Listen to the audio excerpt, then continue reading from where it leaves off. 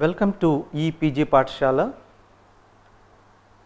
Today we are going to talk about a module, medical marginality in South Asia, as part of Sociology of Health course. This is actually a module within the sub-theme theoretical perspectives in sociology of health. Like in the previous class, what we discussed in terms of Michael Foucault's Birth of the Clinic, which is from a postmodernist, post-structuralist kind of a perspective. Medical marginality in South Asia is also a book, edited book by David Hardiman. He actually introduces subaltern perspective in sociology of health. So, a very important theoretical perspective where understanding history from below.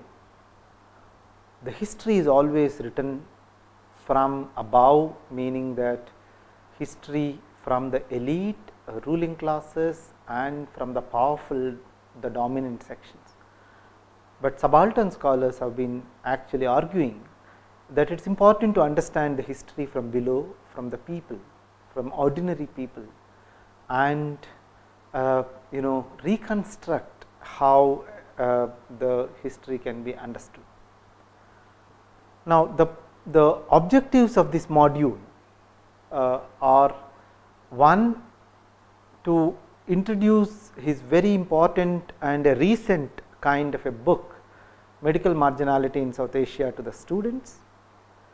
Second, to actually introduce subaltern perspective to the students of sociology of health, and third, to understand how the hierarchy within medical systems actually emerged and evolved over a period in South Asia.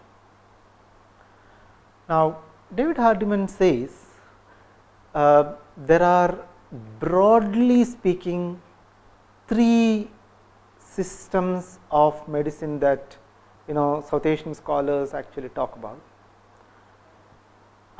One is Western medicine or allopathic medicine. It is also called biomedicine, cosmopolitan medicine, etc.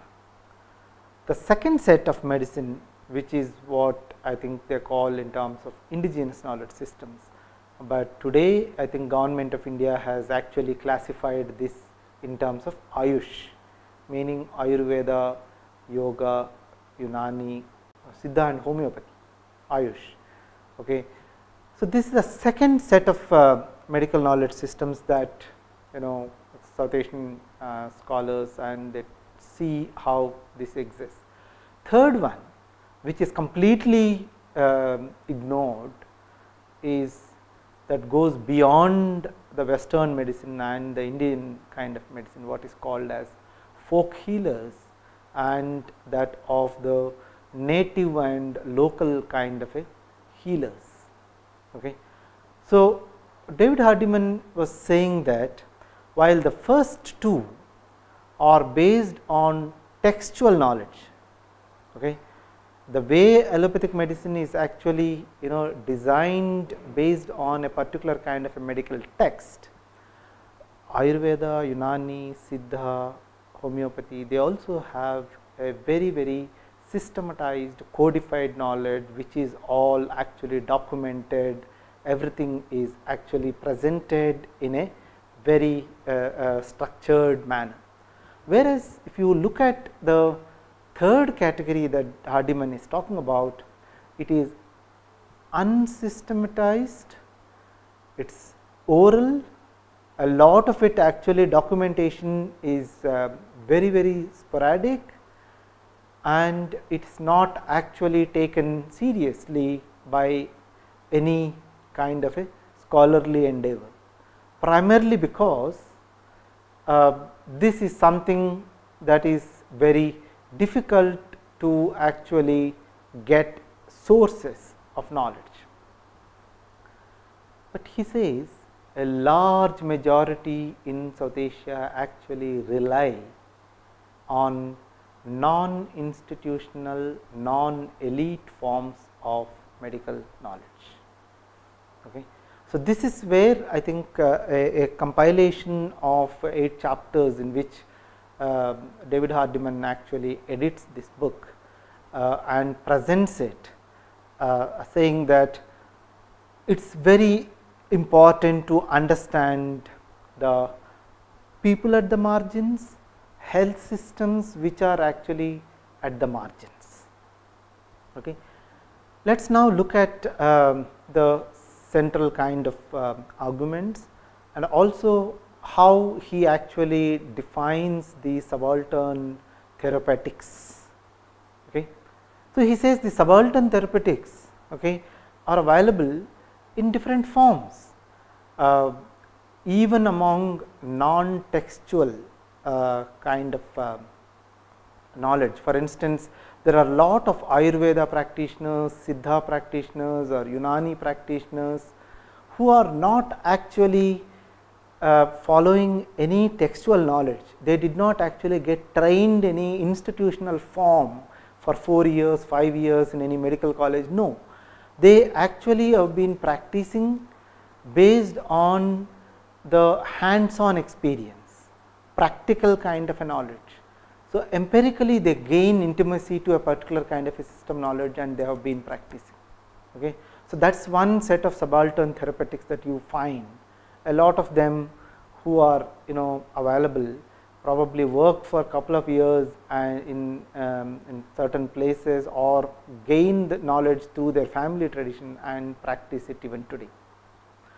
Second set of therapeutics actually are people who have been in Western allopathic kind of institutions in small towns and district hospitals and small clinics, individual clinics. They work actually as compounders and as pharmacists and other kind of roles. Over a period of time, they also gain knowledge through their experience and later on actually establish their own clinic in the rural areas, and they have been practicing as rural medical practitioners without any formal qualification or without any textual kind of a knowledge. Okay. And you have like that a range of practitioners available in the rural India and South Asia. For instance, you have a lot of dais and midwives in each village who actually assist women in the delivery of the child, provide care to the pregnant women and the neonatal care and other processes that these dais and the midwives actually do. They are not trained anywhere. They learn it either as part of the family tradition or in terms of learning from each other kind of a thing. And they are from the same community, they are from the lower kind of classes, they earn very little from this kind of practice, but they have actually certain kind of social status within that particular community settings. Okay. And similarly, you have a different set of community kind of healers and health personnel, okay, at different levels in rural India. Okay. So, what David Hardiman is trying to indicate was that there is a range of these subaltern therapeutics that are available at different points of time, and leave alone that a lot of patients need not be only the chronic kind of patients suffering from chronic illnesses, but also people who are fed up or not able to get cured from the formal institutional structures. So, they go to a Western allopathic system, they go to the native kind of Ayurvedic system, but they do not get cured, and then they fall back on the indigenous kind of healing systems. So, you have dargahs, you have certain kind of temple rituals, you have actually Christian kind of faith healers, okay, what I think in Gujarat they call in terms of bhagats and bhuas and ojas and other set of local healers. Okay. So, within each religious kind of a structure, whether it is Islam, Christianity or Hindu, you do have a lower caste kind of healers available, and surprisingly these lower caste healers are popular for certain ailments where there is confidence that for this XYZ kind of ailments they are good. And while there is untouchability and other kind of restrictions in terms of their social interaction in day to day life, but when it comes to getting access to these low caste local healers in the villages, even the middle caste and upper caste women and men, actually the educated ones actually also go and seek their help from these traditional kind of healers. So, this is the point that he was describing the significance of the subaltern therapeutics in South Asia. So, he says there are very interesting dynamics that one needs to understand. Okay.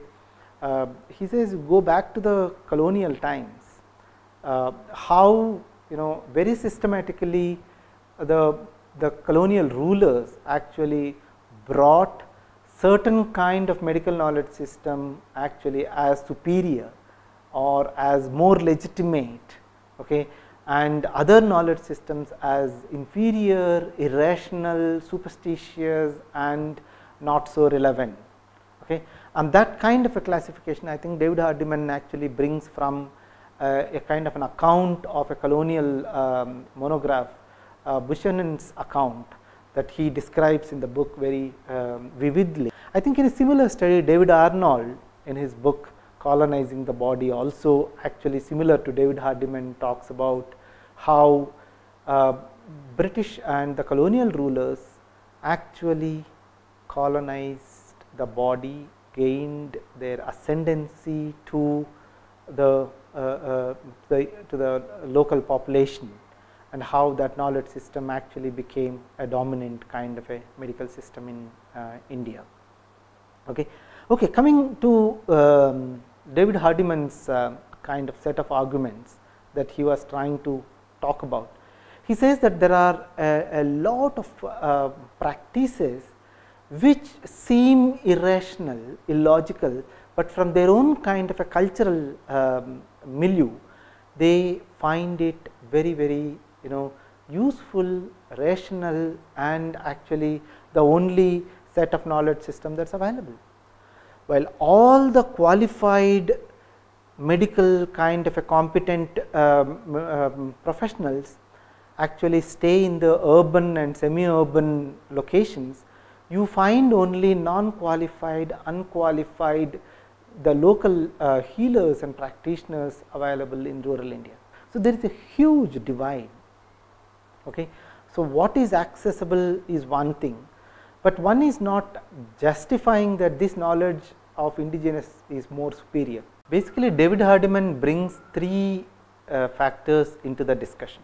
One, he says that the institutionalized text based kind of medical knowledge systems like allopathy or Ayurveda, Siddha, Unani are all elite forms. They actually cater to the needs of certain powerful groups of people in the society. Second, he says that all these institutionalized and text based medical knowledge systems are supported, patronized by the state and that of the ruling classes. So, this is the second point that he was trying to talk about. Third, he says that these institutionalized and text based medicines are actually inaccessible to a large majority of the population in South Asia. So, given this kind of a dimension that there is a power that runs through the medical knowledge system, which makes available and accessible to only certain sections of people. It is important to understand what happens to the whole lot of subaltern communities and people out there, and that is how he brings this subaltern therapeutics actually into the discussion. Okay. So, he also says that this power actually is very important, because from time to time which kind of a medical knowledge actually is supported, patronized, which is promoted, okay, from colonial time and also in terms of the post colonial period, certain systems of knowledge are suddenly promoted, encouraged, privileged, okay, while other knowledge systems are debunked and devalued, right. I mean, if you look at Ayurveda, Unani kind of knowledge systems, right after the independence, when Indian National Science Congress actually was held and Nehru actually went to give a keynote address, and some of the scientists actually argued that there should be an integration of both the indigenous and that of the Western medical knowledge systems. That dimension was not at all given significance, and it was overruled that only Western allopathic medical knowledge systems actually would be patronized by the state, and therefore all the primary health care, community health care, district hospital, whole range of things were only allopathic medicine. Okay. While in the year 2000, Ayush, that Ayurveda, Yoga, Unani, Siddha, homeopathy became prominent, not because this knowledge actually is recognized today, because it has potential to generate actually revenue and the kind of what you call the foreign direct kind of a investments and foreign exchange. Okay. So, if you standardize, if you actually package some of these text based medicines, there is possibility of earning higher foreign exchange. Okay. And then Ayush becomes important, while the subaltern therapeutics actually becomes completely undermined, rather debunked, rather sometimes actually they are harassed. So, all set of things that he was trying to bring into the discussion. While he says that even today a lot of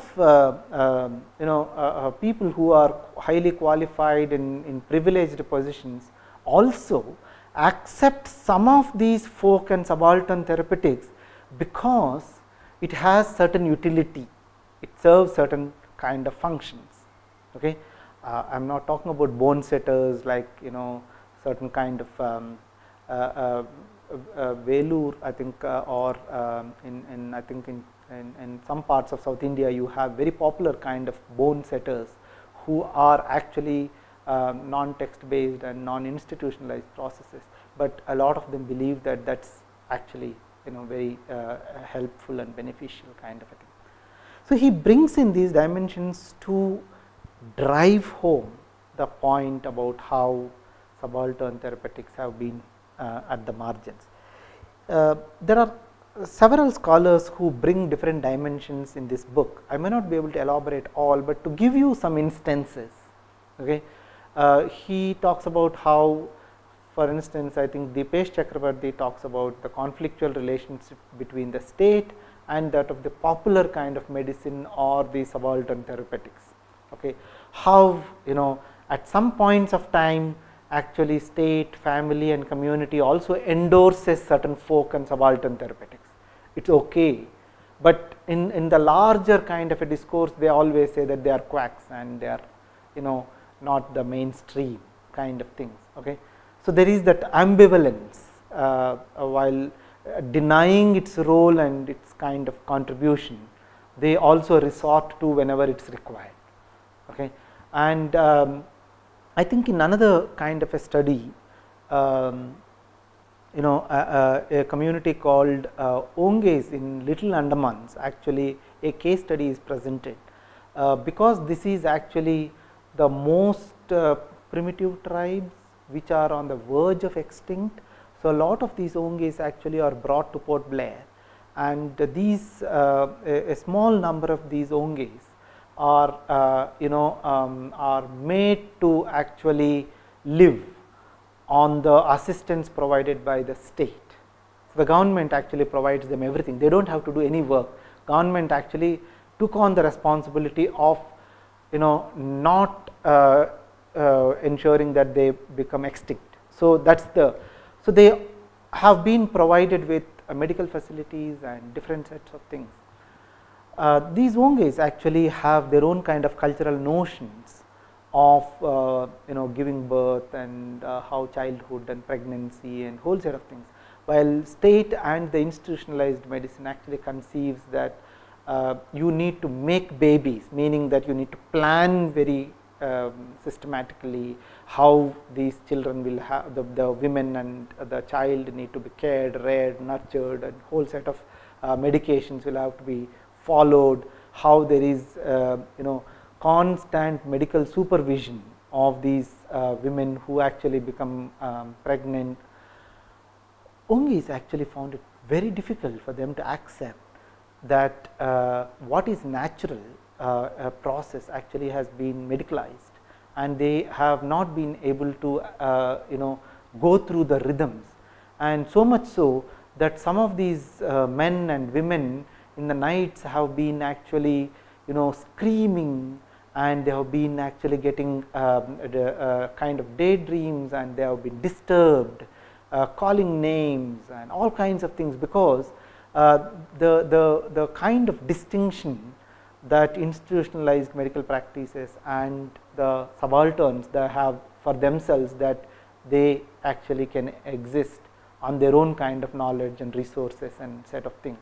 So, the point that I think this chapter was trying to bring was that it's actually becomes a very burdensome if you start imposing a particular knowledge system on the subaltern people who do not have the acceptability. Similarly, I think Helen Lambert actually brings in a case study from Rajasthan, and Rajasthan.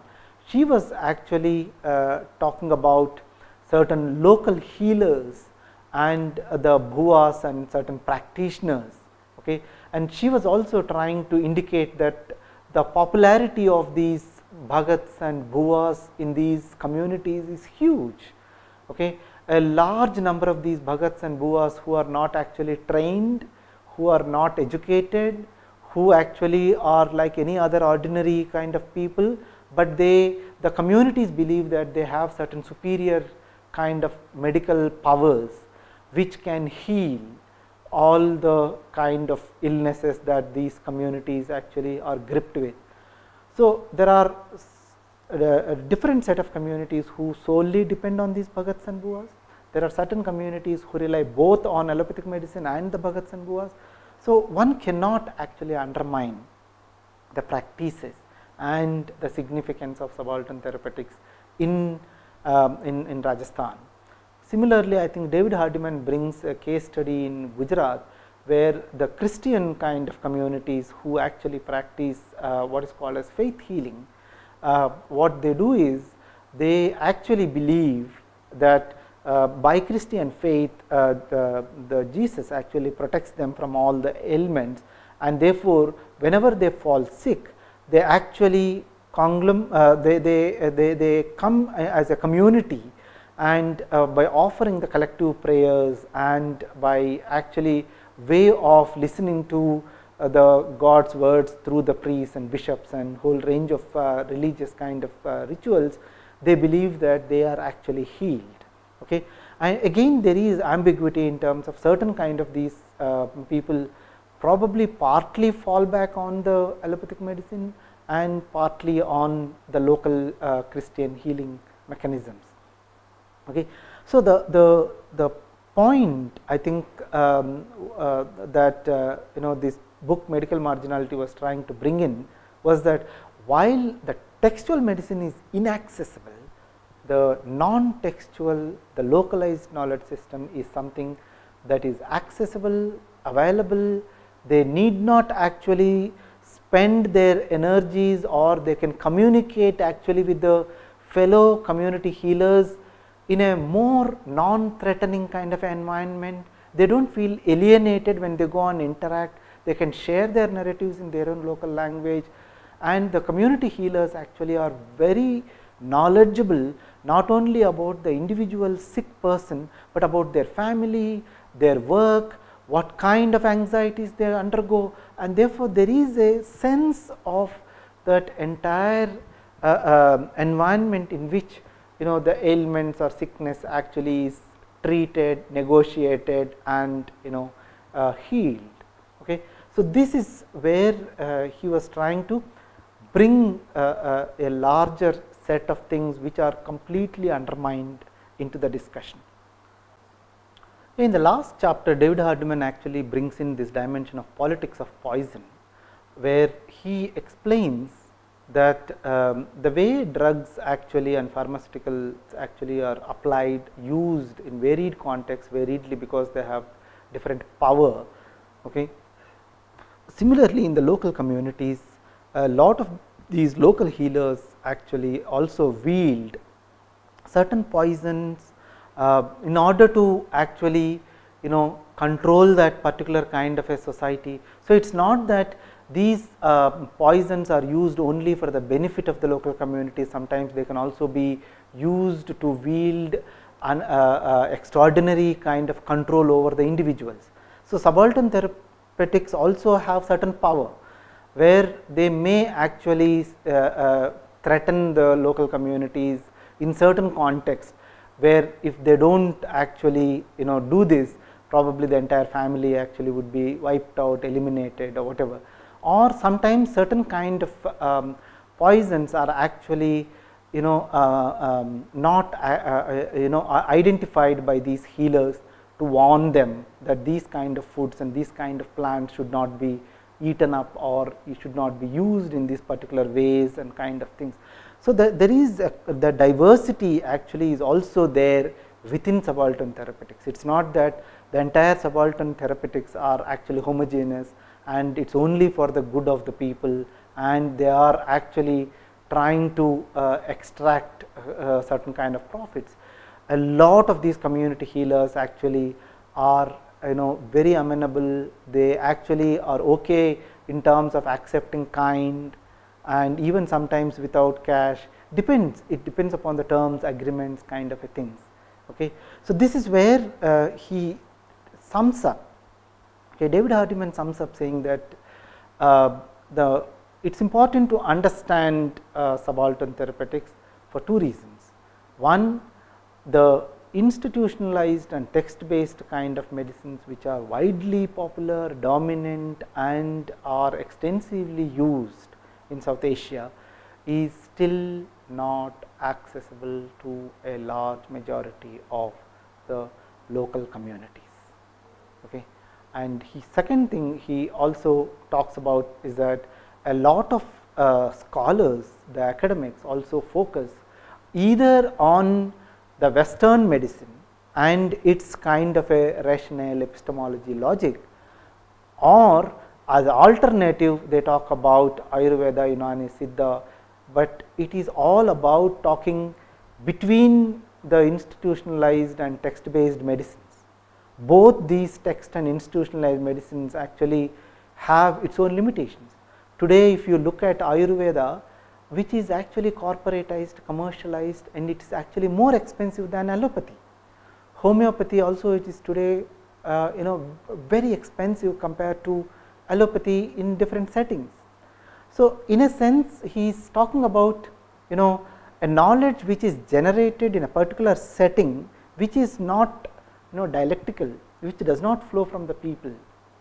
Okay, it is actually serving certain interest groups, and therefore David Hardiman says that knowledge generated from below, from the local communities, from their own local settings, cultures, is important to understand if we need to understand the medical knowledge systems in South Asia. And he says that how this hierarchy of medicines or medical systems actually emerged in terms of Western medicines and Ayurveda and then folk therapeutics is because of the kind of power that actually operates in the society. Thank you.